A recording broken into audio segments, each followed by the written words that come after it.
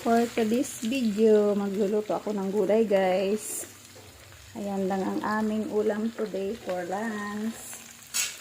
Ayan, hahaluan ko siya ng mackerel Hokkaido guys. Ayan. Gisa-gisa lang muna tayo ng ulam. Ito, madalian ng luto na ulam guys. Ayan. Mix-mix na repolyo na may halong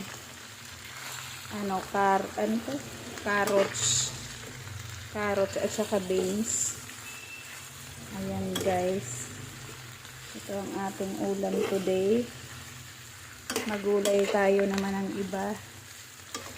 Ayan guys, thank you for watching my video. Ayan, ihahalo ko yung mackerel guys.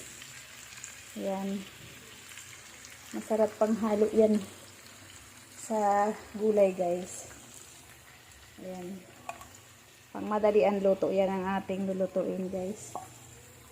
Ayan, masarap to sa ginisang gulay guys na sardinas Hokkaido. Ayan guys, thank you for watching dahil late ng ating lutong lunch. Ayan, magisa-gisa na lang ako guys. Ayan.